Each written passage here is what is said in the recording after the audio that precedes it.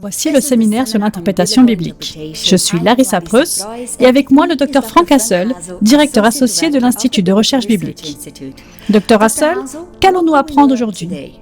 Aujourd'hui, nous allons apprendre quelque chose d'intéressant sur la prophétie biblique, en particulier sur la prophétie apocalyptique, notamment les prophéties du livre de Daniel et de l'Apocalypse, qui traitent des scénarios de la fin des temps et de tout ce qui s'y attache.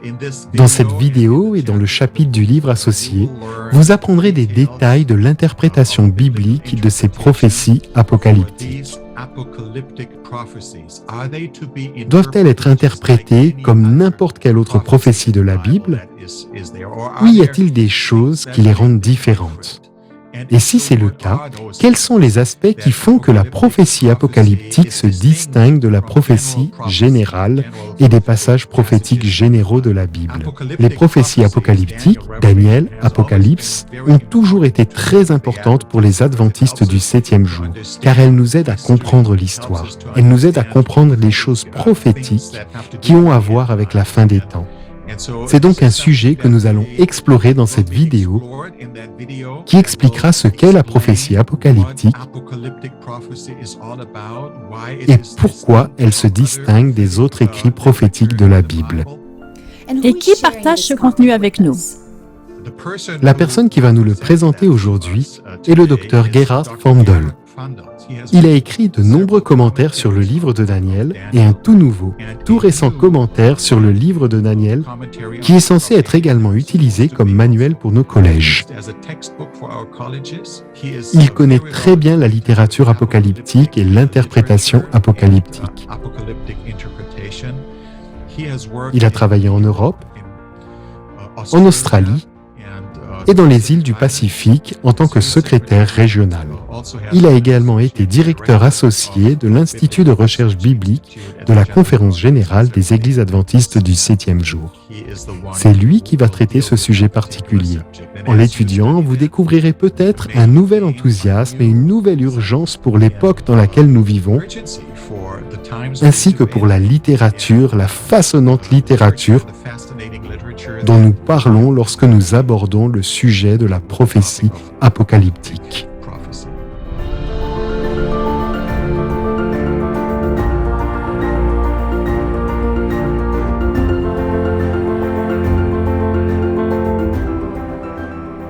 Le Dr Gerhard Fandel se joint à nous pour discuter de certains principes clés de la compréhension de la prophétie biblique. Dr Fandel, pourquoi y a-t-il autant d'interprétations différentes de Daniel et de l'Apocalypse? Les livres de Daniel et de l'Apocalypse contiennent de nombreux symboles différents, et les spécialistes diffèrent largement dans leur interprétation. Diverses écoles d'interprétation se sont développées au cours des siècles sur la façon de voir les livres de Daniel et de l'Apocalypse, sur la façon de les interpréter. Aujourd'hui, il en existe de nombreuses, mais je vais me concentrer sur les 4 écoles importantes utilisées de nos jours. La première est l'école historique ou historiciste. C'est l'école d'interprétation la plus ancienne et elle a été la plus importante jusqu'au 19e siècle. Elle remonte au livre de Daniel lui-même. Au chapitre 8, nous avons la vision de Daniel dans laquelle il voit un bélier et un bouc se battre l'un contre l'autre. Au verset 20 et 21, il est dit « Le bélier que tu as vu et qui avait des cornes, ce sont les rois des Mèdes et des Perses. Le bouc, c'est le roi de Javan. La grande corne entre ses yeux, c'est le premier roi. » L'ange interprète le symbole et dit « Ce que tu vois signifie cela. » Le bélier représente les rois de Médo-Perse et le bouc, le roi de la Grèce, et le premier roi est symbolisé par la corne. Puis cette corne a été brisée et 4 autres sont apparus, des royaumes qui ont suivi, Alexandre, les royaumes hellénistiques tels que nous les connaissons. Et maintenant, cette interprétation a été reprise par les pères de l'Église. Et certains des pères de l'Église, comme Irénée et Jérôme Hippolyte, ont écrit des commentaires sur le livre de Daniel et ont utilisé cette école d'interprétation de l'historicisme pour interpréter les livres de Daniel et de l'Apocalypse à travers l'histoire. Maintenant, les historicistes et les adventistes appartiennent à l'école des historicistes. Ils croient que les livres de Daniel et de l'Apocalypse sont divinement inspirés et que le livre de Daniel a été écrit par Daniel au VIe siècle avant Jésus-Christ. Les principales prophéties de son livre couvrent la période de temps entre l'Empire babylonien et la seconde venue de Jésus, ou dans les chapitres ultérieurs, comme le chapitre 8, la période entre l'époque de la Médo-Perse et la seconde venue du Christ. Le livre de l'Apocalypse a été écrit par Jean, et il commence à l'époque de Jean au 1er siècle, et se poursuit jusqu'à la fin du millénaire, et va même au-delà du millénaire, avec le royaume sur la nouvelle terre. L'Antéchrist est symbolisé dans les deux livres, dans Daniel par la petite corne, et dans le livre de l'Apocalypse par la première bête, dans Apocalypse 13 au verset 3.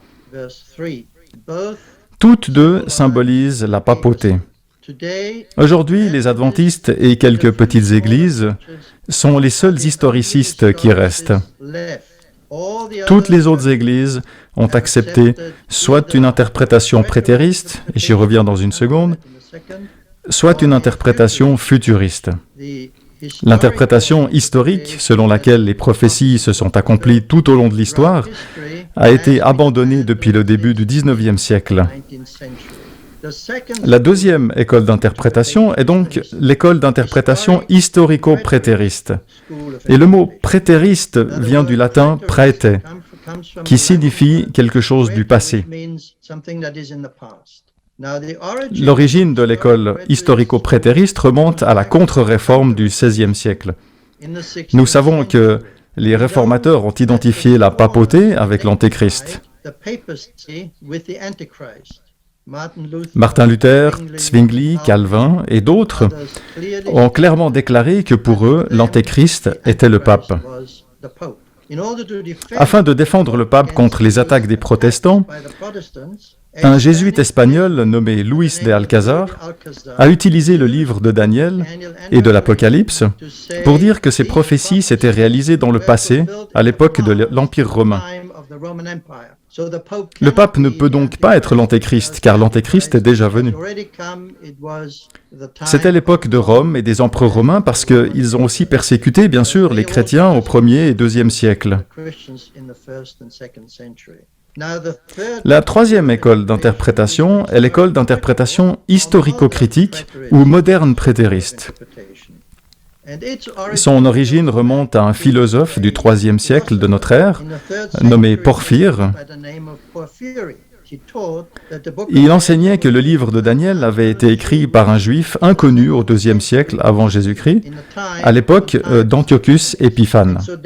Ainsi, selon lui, les prophéties de Daniel, auxquelles il croyait et qu'il enseignait, ont été écrites après que les événements se soient réellement produits. En d'autres termes, il ne faisait qu'écrire l'histoire sous le manteau de la prophétie, puisque toutes ces prophéties étaient déjà accomplies. Elles avaient déjà eu lieu. Ce point de vue a été ravivé à l'époque des Lumières et du rationalisme au XVIIe et XVIIIe siècle.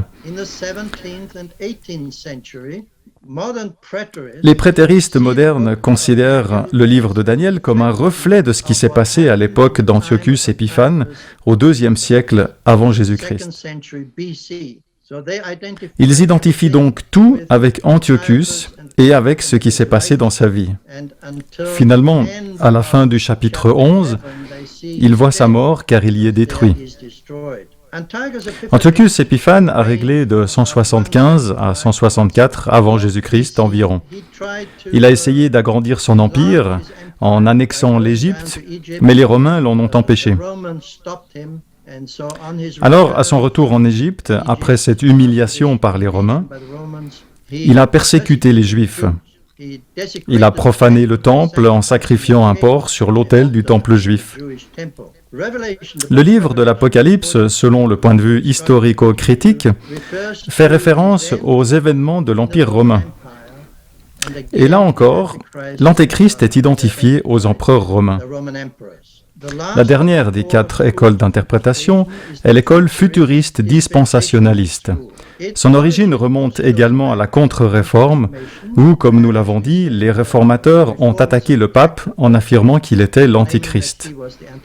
Luis de Alcazar a déclaré « Non, toutes ces prophéties se sont accomplies dans le passé. » Mais un autre jésuite espagnol, du nom de Francisco Ribera, a placé toutes les prophéties dans le futur et a dit que le pape ne peut pas être l'Antéchrist parce que tous ces événements se situent encore dans le futur. Ces prophéties ne pouvaient donc pas s'appliquer à la papauté. Maintenant, les futuristes dispensationalistes acceptent la paternité de Daniel au VIe siècle, tout comme les historico-prétéristes. Mais les historico-prétéristes disent que tout s'est accompli à l'époque de l'Empire romain, qu'il n'y a rien au-delà de cette période. Les futuristes disent au contraire que toutes ces prophéties, particulièrement dans l'Apocalypse 4, verset 1, sont le début des événements situés dans le futur. Ainsi, tout le livre de l'Apocalypse est encore à venir et ne peut pas être appliqué à la papauté. Les futuristes et les dispensationalistes existent tous deux particulièrement dans la plupart des églises protestantes d'aujourd'hui. Il y a une petite différence entre les deux concernant les 70 semaines et la manière dont elles ont été accomplies, mais la plupart d'entre elles sont d'accord sur la dernière des 70 semaines dans Daniel 9 au verset 24, où l'Ancien parle à Daniel des 70 semaines déterminées à retrancher pour son peuple, pour le peuple juif. Ils prétendent que les 69 semaines se terminent avec Jésus, sa vie, sa mort, mais la 70e semaine est mise à part et placée dans le futur. Pour eux, la 70e semaine est la période de temps de 7 ans juste avant la venue de Jésus. Ainsi, au début de ces 7 dernières années a lieu l'enlèvement. L'enlèvement signifie que tous les croyants, tous les chrétiens qui sont vivants à ce moment-là sont emmenés au ciel. Restent les 144 000 d'Apocalypse 7 qui sont des Juifs, car il est question de toutes les tribus d'Israël. Ils sont laissés sur la terre avec toutes les autres personnes qui vivent encore ici et qui n'ont pas accepté le Christ, donc qui n'ont pas fait partie de l'enlèvement. Selon eux, les Juifs vont restaurer le temple et initier le sacrifice. Mais ces Juifs ont accepté Jésus et ils sont maintenant les missionnaires dans le monde où les gens, les non-croyants, vivent encore. L'Antéchrist sera une personne qui apparaîtra à ce moment-là. Il sera comme l'empereur romain. Il sera un dirigeant romain à la fin des temps, successeur des empereurs romains, et il fera une alliance avec les 144 000 Juifs. Et au milieu de la semaine, il brisera cette alliance. Maintenant, souvenez-vous, dans Daniel 9, il est question de Jésus, et il est dit qu'il confirmera une alliance avec beaucoup pendant une semaine. Mais au milieu de la semaine, il mettra fin aux sacrifices et aux offrandes. Or, les futuristes dispensationalistes ne croient pas que cela se réfère à Jésus, mais plutôt à l'Antéchrist. Ils disent donc qu'il nous est dit ici que dans la dernière semaine ou dans les 7 dernières années, au milieu de cette période de temps, il mettra fin aux sacrifices. Il arrêtera tout ce qui a trait aux Juifs à ce moment-là. Et il s'assiera lui-même dans le temple et prétendra être Dieu. C'est un texte qui vient de 2 Thessaloniciens, chapitre 2, verset 4. « Il s'élève au-dessus de tout ce qu'on appelle Dieu ou de ce qu'on adore, jusqu'à s'asseoir dans le temple de Dieu, se proclamant lui-même Dieu. » Les futuristes dispensationalistes voient donc ce texte s'accomplir à la fin des temps, dans cette dernière période de 7 ans où l'Antéchrist rompra son alliance avec les Juifs et s'assiera dans le temple en prétendant être Dieu. Ce sont là les principales écoles d'interprétation utilisées aujourd'hui. La question est de savoir quelle école d'interprétation est la bonne. Cela dépend des présuppositions qu'on suit, et la conclusion suit en fonction de la présupposition que j'accepte. Pourquoi Daniel 11 est-il un chapitre si difficile? Oui, Daniel 11 est le chapitre le plus difficile du livre de Daniel. C'est la 4e grande prophétie. Nous avons Daniel 2, nous avons Daniel 7, nous avons Daniel 8, et nous avons Daniel 11 et 12. Ils vont tous ensemble. Ce sont les 4 grandes prophéties du livre de Daniel. Les 3 premières prophéties, Daniel 2, 7 et 8, décrivent clairement l'histoire du monde. L'image de Daniel 2 a 4 métaux différents, dont les pieds d'argile et de fer, indiquant qu'il y a 4 empires symbolisés par ces 4 métaux. Babylone, la tête d'or, la Médo-Perse, la poitrine d'argent, la Grèce et enfin Rome, les jambes de fer.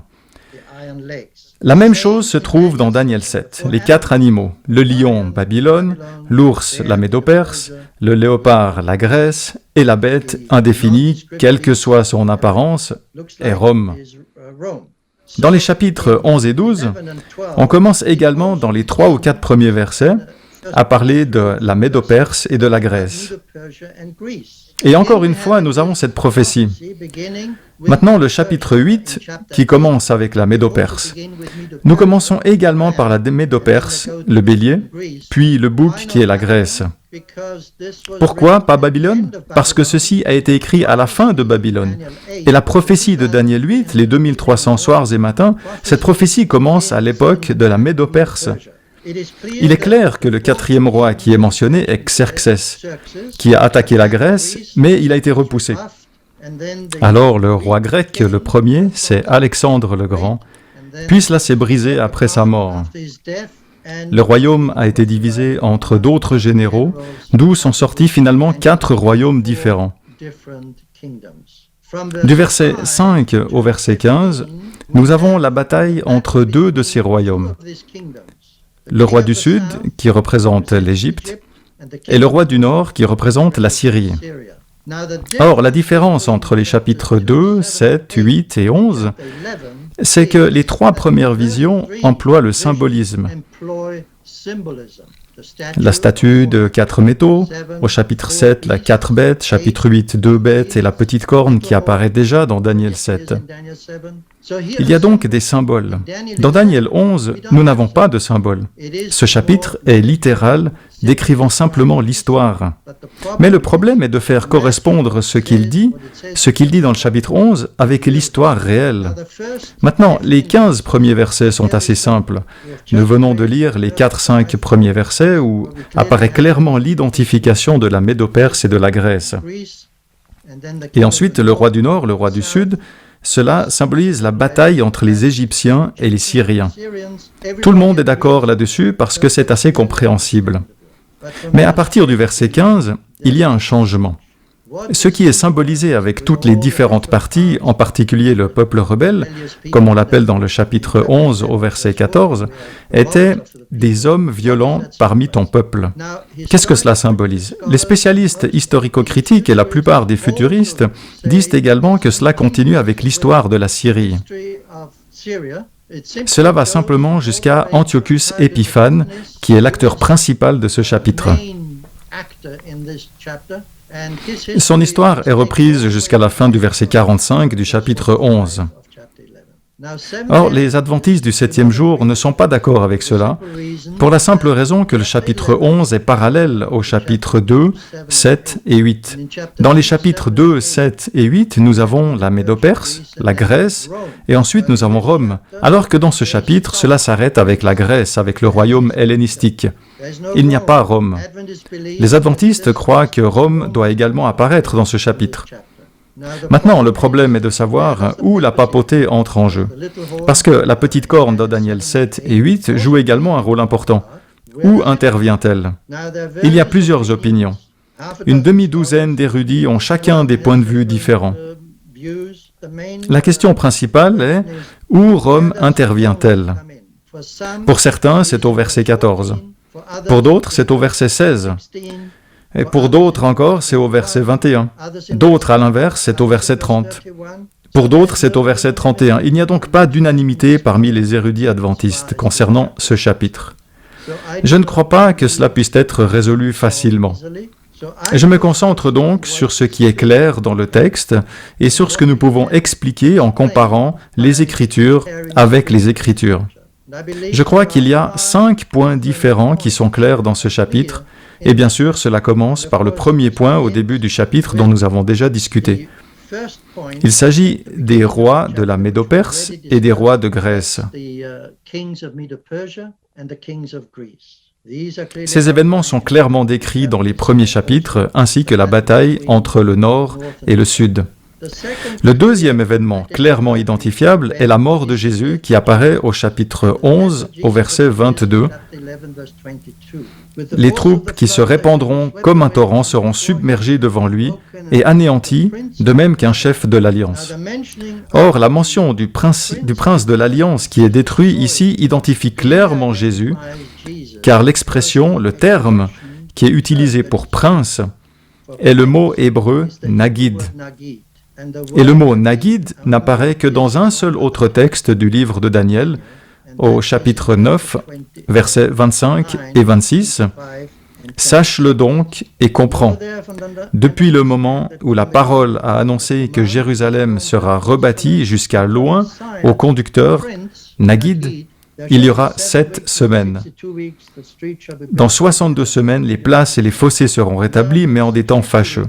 Après les 62 semaines, un oin sera retranché et il n'y aura pas de successeur. » Le peuple d'un chef, encore une fois, nagid, c'est une identification pour le Messie, pour Jésus qui est celui qui est tué ici.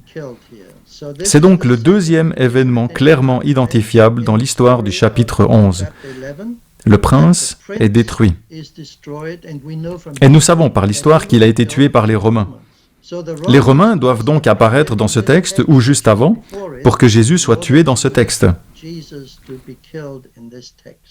Le troisième événement qui peut être interprété en comparant les Écritures avec les Écritures est la suppression du sacrifice quotidien et l'installation de l'abomination et de la désolation au chapitre 11, verset 31.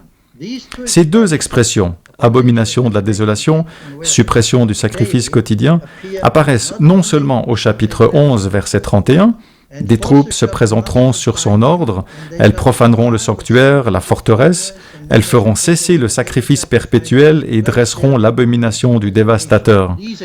Mais ces deux expressions apparaissent à nouveau au chapitre 8, verset 11. Elle, c'est la petite corne, nous croyons que c'est la papauté. Elle s'élèvera jusqu'au chef de l'armée, lui enleva le sacrifice perpétuel et renversa le lieu de son sanctuaire. Nous avons donc à nouveau cette expression de la suppression des sacrifices quotidiens qui fait référence au ministère de Jésus dans le ciel, son ministère d'intercession qui a été supprimé par la papauté et par le biais du sacerdoce ici sur terre. Les gens n'ont pas à prier Jésus, mais ils vont voir le prêtre. Ils prient Marie, mais le prêtre ne peut pas pardonner leurs péchés. Or, nous savons que seul Dieu peut pardonner les péchés. C'est pourquoi le ministère de Jésus au ciel est important pour nous, car c'est lui qui pardonne nos péchés. Mais cela a été supprimé dans l'esprit des gens en ce qui concerne l'Église terrestre, en particulier chez les catholiques romains, parce qu'ils croient que lorsqu'ils se confessent au prêtre, ils enlèvent leurs péchés. D'autre part, l'abomination de la désolation fait référence aux faux enseignements de l'Église. C'est donc le troisième événement, le troisième point dont nous pouvons expliquer clairement la signification. La quatrième expression qui fournit un marqueur chronologique dans l'histoire est l'expression « temps de la fin » au verset 40. Cette expression se trouve 5 fois dans le livre de Daniel. Elle apparaît au chapitre 8, verset 17, puis encore au chapitre 11, plusieurs fois au verset 35, 40 et aussi au chapitre 12, verset 4. Il est intéressant de noter que cette période, le temps de la fin, se termine avec la résurrection dans Daniel 12, verset 9, et ensuite c'est la fin. Donc, ce temps de la fin est la période qui précède la résurrection. Le dernier et cinquième point qui est facilement compréhensible est la résurrection elle-même. Le Nouveau Testament nous apprend que la résurrection est un événement lié à la seconde venue de Jésus. Voici donc le cinquième point. Le texte dit dans Daniel 12, verset 2, « Plusieurs de ceux qui dorment dans la poussière de la terre se réveilleront, les uns pour la vie éternelle, les autres pour l'opprobre, pour la honte éternelle. » Ces 5 points constituent le schéma de base, le cadre du chapitre 11. Tous les autres événements qui sont décrits doivent s'inscrire dans ce cadre, depuis les rois perses jusqu'à la résurrection. Ce n'est pas toujours facile. Les différents points de vue et les érudits ne sont pas d'accord sur ce point, mais c'est quelque chose qui doit être étudié, et nous, en tant qu'Église, nous l'étudions encore. Mais ces 5 points ne changeront pas. Ils restent les mêmes. Seule l'interprétation intermédiaire peut changer. Les prophéties apocalyptiques utilisent beaucoup de chiffres. Doivent-elles toujours être interprétées selon le principe année-jour? Eh bien, le principe jour-année a été un outil très important pour interpréter les prophéties temporelles dans les livres de Daniel et de l'Apocalypse. Sans le principe jour-année, nous n'avons que quelques jours ou quelques années. Mais comparé à la ligne de temps que nous voyons dans ces livres depuis la Médo-Perse jusqu'au second avènement de Jésus, 3 jours et demi ont peu d'importance, ou même 42 mois sont une courte période de temps. Mais parce que les prophéties contiennent tant de symboles, les prophéties temporelles, les éléments temporels doivent également être symboliques. C'est pourquoi nous pensons que le principe jour-année est clairement évident dans la Bible elle-même. Les empires symbolisés par les animaux ou par les métaux dans la statue ont duré des centaines d'années. Le symbole des prophéties temporelles doit également durer de longues périodes de temps. Et il est intéressant de constater que nous trouvons des expressions telles que 2 temps, 1 temps et la moitié d'un temps. Nous lisons 42 mois, 70 semaines, 1260 jours. Mais l'élément temporel qui n'est pas mentionné est l'année. Par conséquent, nous pensons que tous ces éléments temporels symbolisent des années. Ainsi, 1260 jours correspondent à 1260 années. 42 mois représentent également 1260 années. 2300 soirs et matins représentent 2360 années.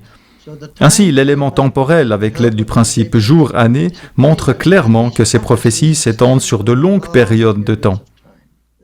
Il existe des exemples dans l'Ancien Testament où cela est explicité. Nombre 14, verset 34. C'est Dieu qui parle aux Israélites après leur refus d'entrer en Canaan. Il dit, « De même que vous avez mis 40 jours à explorer le pays, c'est-à-dire le temps que les espions ont passé dans le pays, vous porterez la peine de vos iniquités 40 années, 1 année pour chaque jour, et vous saurez ce que c'est que d'être privé de ma présence. » Ici, Dieu précise bien qu'un jour signifie 1 année. Et toujours dans Ézéchiel 4 au verset 6, c'est Dieu qui parle au prophète. Quand tu auras achevé ces jours, couche-toi sur le côté droit, et tu porteras l'iniquité de la maison de Juda pendant 40 jours. Je t'impose 1 jour pour chaque année.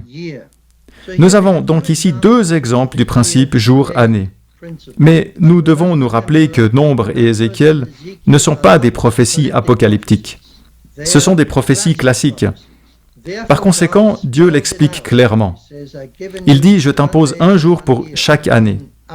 Dans les prophéties apocalyptiques du livre de Daniel et de l'Apocalypse, ce n'est pas explicité, mais c'est un principe sous-jacent. Il a entendu qu'il s'agit d'années. Maintenant, votre question était, est-ce que c'est applicable partout? Et la réponse est non. Dans Daniel 4, verset 23, nous avons le jugement de Dieu sur Nebuchadnezzar. Et il est dit que son partage soit avec les bêtes des champs jusqu'à ce que 7 temps soient passés sur lui. Ces 7 années pendant lesquelles Nebuchadnezzar était fou, ces 7 années ne doivent pas être interprétées avec le principe jour-année, parce que Daniel 4 est un chapitre historique et pas un chapitre apocalyptique. Ainsi, dans Daniel, vous avez, dans la première moitié, 6 chapitres qui sont tous, à l'exception du chapitre 2, des chapitres historiques qui racontent l'histoire de Daniel et de ses amis jusqu'au chapitre 6, où Daniel se trouve dans la fosse aux lions. Ce sont donc des chapitres historiques, à l'exception du chapitre 2 qui contient l'image, la vision donnée à Nebuchadnezzar, ce qui en fait un chapitre apocalyptique. Et tous les autres chapitres sont des chapitres apocalyptiques, du 7 au 12, mais pas le 4. Le texte lui-même nous dit au verset 34 que Nebuchadnezzar dit « Après le temps marqué, c'est-à-dire à la fin des 7 années, moi, Nebuchadnezzar, je levai les yeux vers le ciel et la raison me revint. J'ai béni le Très-Haut, j'ai loué et glorifié. » Ainsi, Nebuchadnezzar lui-même explique qu'après 7 ans, ma période de jugement était terminée et j'étais de nouveau saint et accepté. Par conséquent, nous n'utilisons pas le principe jour-année pour ce chapitre. Quels sont les principes et les outils herméneutiques que nous pourrions utiliser pour étudier les prophéties en particulier? Lorsque nous allons étudier les livres de Daniel et de l'Apocalypse, nous devons commencer par prier comme nous le faisons toujours lorsque nous étudions la Bible. Ensuite, nous devons utiliser le principe selon lequel les Écritures interprètent les Écritures. En d'autres termes, nous comparons les Écritures et nous le faisons même au sein de Daniel et de l'Apocalypse. Nous pouvons comparer ce que dit l'Apocalypse et voir ce que dit Daniel, car souvent ils s'aident mutuellement. Troisièmement, nous devons prêter attention à la structure littéraire de ces livres.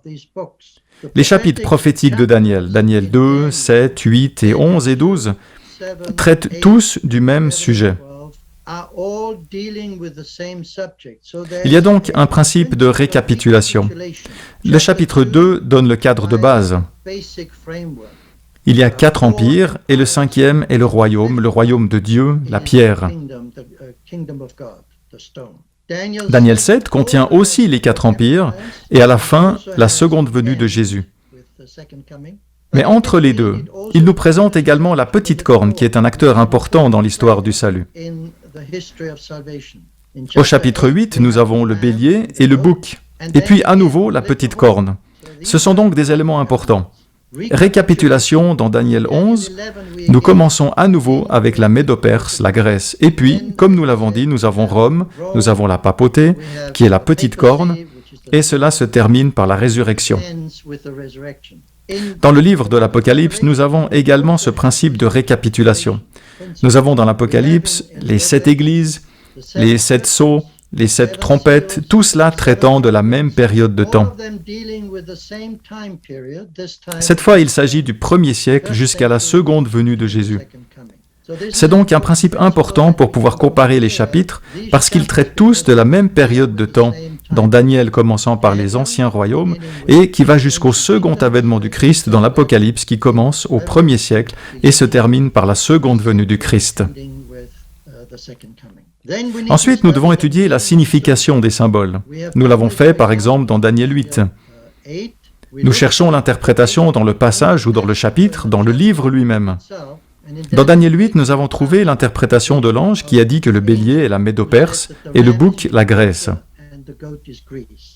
Ensuite, nous devons étudier l'utilisation des symboles dans d'autres parties des Écritures. Par exemple, nous avons dans Daniel chapitre 2 le royaume symbolisé par la pierre.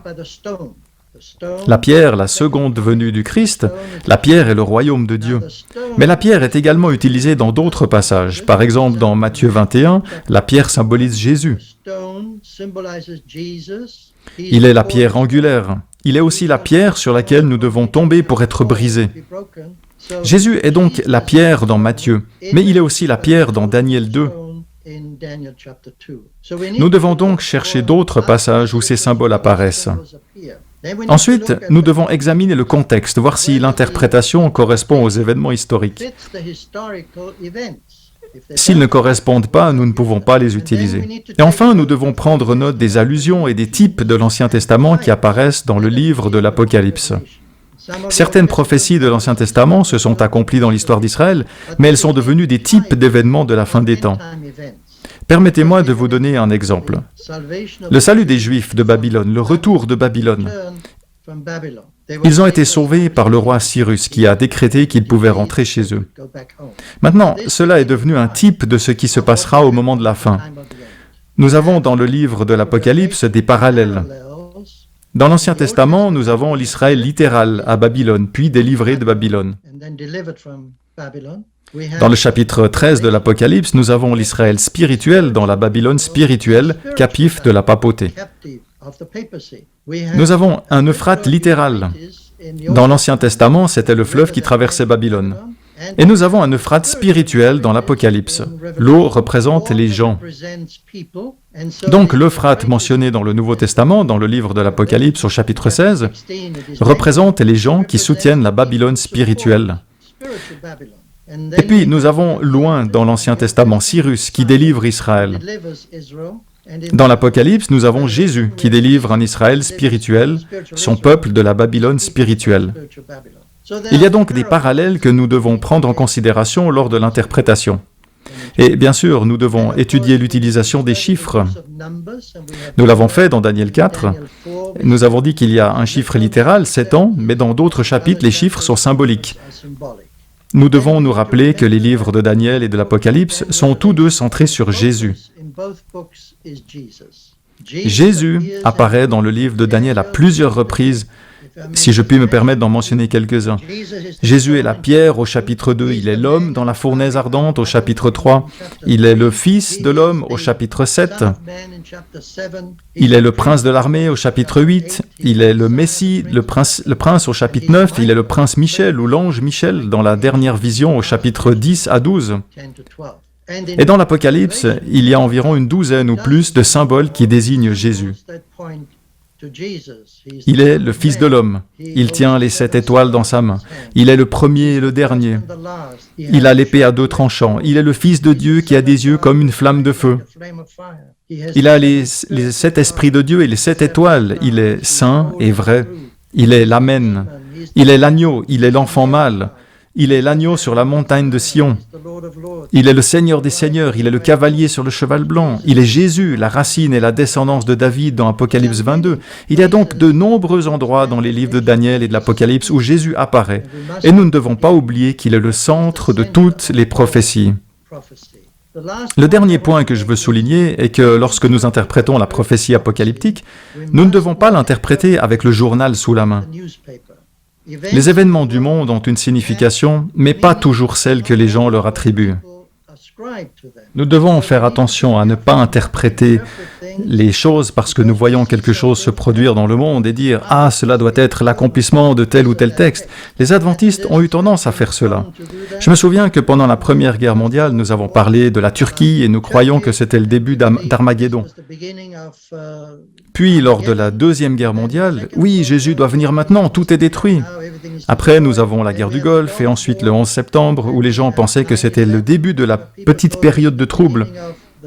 Il est vrai, tous ces événements sont importants, mais ils ne sont pas nécessairement l'accomplissement des prophéties. En concernant la pandémie que nous traversons, on m'a demandé à plusieurs reprises, quel est l'accomplissement? Qu'est-ce qui est en train de s'accomplir? Mais rien, c'est l'un des événements du temps de la fin où il est dit que les gens seront effrayés, ils seront anxieux à cause de ce qui se passe, c'est ce que nous avons expérimenté. Mais aucun symbole particulier n'y est associé dans la Bible. Donc, lorsque nous interprétons la prophétie, nous devons avoir des principes d'interprétation et nous devons faire attention à ne pas aller au-delà pour essayer de voir des choses qui ne sont pas vraiment pertinentes avec les textes bibliques. Merci beaucoup, Dr. Fandel, et merci à vous d'avoir été avec nous. À la prochaine.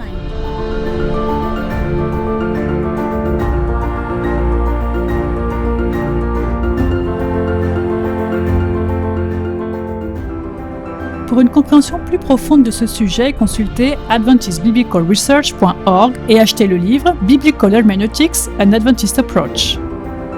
Pour d'autres ressources, consultez adventistbiblicalresearch.org.